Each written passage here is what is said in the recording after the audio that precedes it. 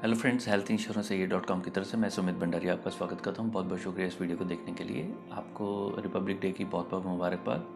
तो ये एक ऐसी मोमेंट होती है जहाँ पे वाकई आप देश के साथ जुड़ते हो, खासकर 15 अगस्त और ये दिन। तो एक आपको प्राइड महसूस होता है, आपको ये महसूस होता है कि नहीं, एक इंडियन होने का एक तरीके से मतलब क्या है। क्योंकि पिछले कुछ टाइम में ऐसा हुआ है कि भी हम लोग social media, mobiles, TV, internet, IPL, इतनी सारी चीज़ों में बिज़ी हो गए हैं कि कहीं ना कहीं इंडिविजुअल एक ऐसी अप्रोच हो गई है कि भी मेरा क्या होगा, है ना। तो हम कहीं ना कहीं अपने ऊपर भी फोकस करते हैं, मेरा क्या होगा, मेरे परिवार का होगा, चलता रहेगा ये तो। It's a never ending kind of stuff. But कहीं ना कहीं it's really important to understand कि इंडिया फर्स्ट, कि सबसे पहले तो आपका देश ही आता है। चलिए, आज का हमारा टॉपिक है हेल्थ इंश्योरेंस पॉलिसी को रिव्यू करने की क्यों ज़रूरत पड़ती है। देखिए, जब भी आप एक हेल्थ इंश्योरेंस पॉलिसी को चला रहे हैं तो उसके अंदर एक इम्पॉर्टेंट पार्ट ये आ जाता है कि हमारी जो हेल्थ है वो over the period of time ये धीरे धीरे कुछ केसेस को छोड़ के ज़्यादातर केस में ये डाउन ही जाएगी, है ना। एक उम्र का तकाजा भी होता है। सेकेंडली, हर एक पर्सन की जो आमदन है वो वेरी करेगी। तीसरा, जो घर की परिस्थिति हैं, आपका वर्कलोड है वो कम होगा, ज़्यादा होगा, डिपेंड करता है कि आप किस टाइप के करियर के अंदर है। चौथा, आपके जो लोकेशन है, किस सिटी के अंदर हैं, कैसे हालात चल रहे हैं, यू नो, तो उसके ऊपर भी डिपेंड करता है कि भी हमारी पॉलिसी का सम एश्योर्ड क्या होना चाहिए। एक बहुत इम्पॉर्टेंट पार्ट ये हो जाता है जो मेंटल हेल्थ की बात करते हैं, चाहे हम मानसिक संतोष की बात करें या सुकून की या अशांति की बात करें। तो ये एक पीरियड ऑफ टाइम के बाद हमारी जो बॉडी होती है ये स्ट्रेस के ऊपर बहुत जल्दी रिएक्ट करती है। जो बॉडी में टॉक्सिन्स रिलीज होते हैं या जिस चीज़ के हम स्ट्रेस को हैंडल करने की काबिलियत होती है, जिसको टफनेस कहते हैं, वो हर एक पर्सन के अंदर होती नहीं है। कुछ उम्र तक तो ये काम चलता रहता है। मतलब जैसे मैंने बहुत सारे लोगों, यंग लोगों को भी नर्वस ब्रेकडाउन होते देखा है, यू नो। डिप्रेशन के अंदर तो आजकल मतलब 10 में से 2 या 3 लोग तो डिप्रेशन में है ही हैं। स्ट्रेस है, एंग्जाइटी है, पैनिक अटैक्स है। तो जो over a period of time जो हमारे हालात चेंज होते हैं, इसके अंदर एक इम्पॉर्टेंट चीज़ के ऊपर फोकस करना होता है कि हमारी सेहत कैसी है। जिस शरीर को इस्तेमाल करके, जिस शरीर के ऊपर हम डिपेंडेंट रह के, हमारा शरीर और हमारा जो मन है, जो हमारी मानसिक शक्ति है, उसको जो बैलेंस है, यानी फिज़िकल और मेंटल जो स्ट्रेंथ है, ये एक मशीन की तरह आप लगा के चलिए। जो अगर उसकी आप मेंटेनेंस नहीं करेंगे, उसका ध्यान नहीं रखेंगे, तो ये इसकी जो प्रोडक्शन कैपेसिटी है या जो यहाँ इसमें हम फ़ायदा उठा सकते हैं या जो भी इसकी प्रोडक्टिविटी हम ले सकते हैं, वो धीरे धीरे कम होएगी अगर आप उसका ध्यान नहीं रखेंगे।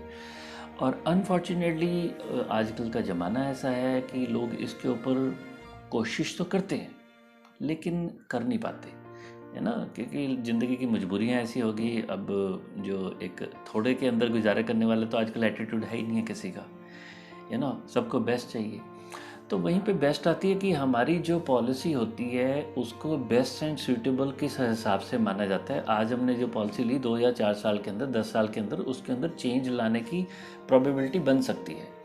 तो over a period of time policy को रिव्यू करना बहुत ज़रूरी होता है।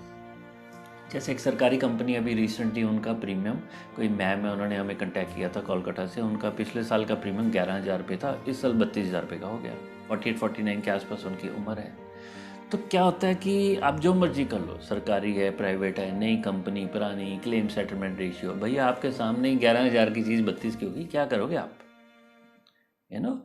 तो अगर ऐसी कोई परिस्थिति हो जाए, यानी प्रीमियम का हाइक बहुत ज़्यादा हो जाए, या आपका एजेंट ही आपको सपोर्ट नहीं कर रहा, या आपको एकदम से पता लगता कि मैंने बड़े साल पहले जो पॉलिसी ली थी उसमें कुछ बताना भूल गया, या कोई शरीर में बीमारी लग गई है, तो ऐसी 50 ऐसी रीज़न होती है। तो it is important to understand a best practice कि आने वाले टाइम के अंदर धीरे धीरे 2 या 3 साल के बाद पॉलिसी को रिव्यू करिए या कहीं ना कहीं से करवाइए।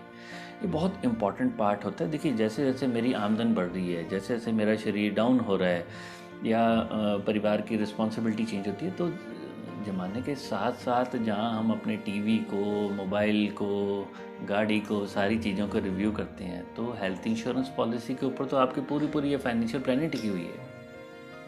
लाइफ में एक ही चीज़ की इमरजेंसी होती है। इमरजेंसी कहाँ लिखा हुआ है? एक हॉस्पिटल के बाहर। बच्चों के खर्चे हैं, स्कूल की पढ़ाई के खर्चे हैं, राशन का खर्चा है, ईएमआई है, कहीं घूमने फिरने जाना है, कोई गैजेट खरीदना है। भाई ये तो खर्चे हमारे पक्के हैं ना, हमें मालूम ही है, प्रिडिक्टेबल हैं। ठीक है, ऊपर नीचे कर सकते हैं। इमरजेंसी का क्या करोगे, है ना? जैसे मैंने कुछ टाइम पहले किन्हीं से सुना था 97 लाख रुपीज़ का स्किन कैंसर का क्लेम एक यंग बच्चे का बेंगलोर के अंदर। 48-49 लाख का एक क्लेम हमारे डॉक्टर साहब हैं एक साउथ से, तो उन्होंने बताया था एक बच्चे के सिर पे चोट लगी, 18-19 साल का, तो 48-49 लाख का क्लेम आया था। 25-30 लाख का क्लेम हमारे पुणे से एक फ्रेंड है, उन्होंने बताया था। उनके कोई जानकारी में थे कोई सज्जन, तो वो गांव से शहर आ रहे थे, तो आते आते पीछे से बाइक से गिर गए, तो ज़मीन वगैरह बेचनी पड़ी। तो इम्पॉर्टेंट पार्ट ये होता है कि जब मैं पॉलिसी में पहली बार एंटर कर रहा हूँ तब मेरे नज़रिया कुछ और है, जब इनकम अच्छी होगी तो नज़रिया और है, हेल्थ का स्टेटस चेंज हो गया तो नज़रिया और है। तो यहाँ सबसे इम्पॉर्टेंट चीज़ जो हेल्थ इंश्योरेंस में होती है वो आपका सम एश्योर्ड। तो सम एश्योर्ड को कैसे चूज़ किया जाए वो बहुत इंपॉर्टेंट है। कितना सम एश्योर्ड हमें लेना चाहिए वो उससे भी ज़्यादा इंपॉर्टेंट है। तीसरा, क्या मैं पॉलिसी को आज से 15, 20, 30, 40 साल के बाद मेंटेन भी कर पाऊँगा या नहीं कर पाऊँगा। लेकिन एक चीज़ मान के आपको चलना पड़ेगा कि ये एक बहुत कॉस्टली जर्नी है। तो कभी भी अपनी पॉलिसी में ये मत सोचना कि भी मैं पैसे को बचा के किसी तरीके से ये कर लूँगा वो कर लूँगा। नहीं, अगर कोई पर्सन गैम्बल करता है वेदर इन कैसीनो और in equity market as a trader, तो देखिए ज़्यादातर केस में तो मार्केट या कैसीनो ही जीतता है। ठीक है, तो मैं एक इशारा कर रहा हूँ, इंश्योरेंस में पैसा नहीं बचा सकते आप, तो कोशिश ये नज़रिया रखना नहीं है कि भाई कम पैसे में मैं कुछ निकाल लूँ। लॉन्ग टर्म के अंदर पैसा तो ढेर सारा देना ही पड़ेगा, ये सच्चाई है। इम्पॉर्टेंट चीज़ ये है कि जो आप पैसा दे रहे हैं क्या उसमें वैल्यू फॉर मनी आपको पॉलिसी मिल रही है, और अगले 20-25-30 साल का जो जर्नी है और ज़बरदस्त फीचर वाले प्रोडक्ट के अंदर हमने चूज़ कर लिया उसको, और आने वाले टाइम में उसको मेंटेन भी नहीं कर पाएंगे। ठीक है, तो आने वाले ज़मानों में लाखों रुपए देने हैं और करोड़ों रुपए के कवर चाहिए होंगे। ठीक है, तो इट इज़ इम्पॉर्टेंट कि आप पॉलिसी को टाइम से रिव्यू करवाते रहिए, सही तरीके से चलिए। बेस्ट कुछ नहीं होता, सूटेबल पॉलिसी होती है। भैया जितनी मेरी जेब में पैसा है उसमें मेरे को अच्छी वैल्यू कौन दे रहा है, बस यही अच्छी पॉलिसी होती है। ज़्यादा इसके चक्कर में पड़ने की ज़रूरत नहीं है। सरकारी है, प्राइवेट है, नई कंपनी, पुरानी है, ऑनलाइन ले ऑफलाइन ले, ठीक है, इम्पॉर्टेंट है। ठीक है ना, जैसे मैं कई बार बोलता हूँ कि आप टर्म्स एंड कंडीशन को पढ़ भी लें, बहुत अच्छी बात है, चेंज तो नहीं हो जाएगी ना। ठीक है, तो कुछ चीज़ों को एक्सेप्ट करना होता है। तो कोशिश करिए, खुद R&D करिए, गूगल पे जाइए, क्योंकि नॉर्मली ऐसा होता है एक पर्सन टाइम स्पेंड करता है गूगल के ऊपर। तो अगर किसी की 50 रुपये, 100 रुपये, 200 रुपये 1 घंटे की आमदन है, तो आप लगा के चलिए कितने घंटे आपने एक पॉलिसी को चूज़ करने के अंदर स्पेंड किए हैं। प्रैक्टिकली सोच के चलिए। तो कई बार मैं वही कहता हूँ कि जो हमारी 499 फीस है ये तो बेसिकली बहुत कम है, बट ठीक है, ये हमने इंडिया में बहुत सारे उन लोगों को भी देखना है जिनकी कैपेसिटी ज़्यादा नहीं है, तो प्रैक्टिकली तो उनके लिए ही है। दिस चैनल और this consultancy is basically for needy.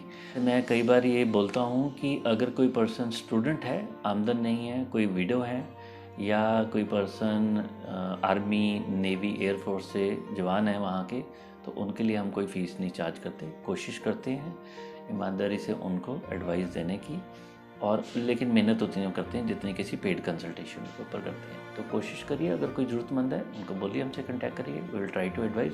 हम अपनी तरफ से इस देश में जो कंट्रीब्यूट करने की कोशिश हो सकती है डेफिनेटली करेंगे। ठीक है, तो आज एक बहुत ही मुबारक मौका है। इंडिया का सबसे बड़ा त्यौहार कौन सा है? गणतंत्र दिवस। तो इसको मनाइए, कुछ देश के लिए करिए।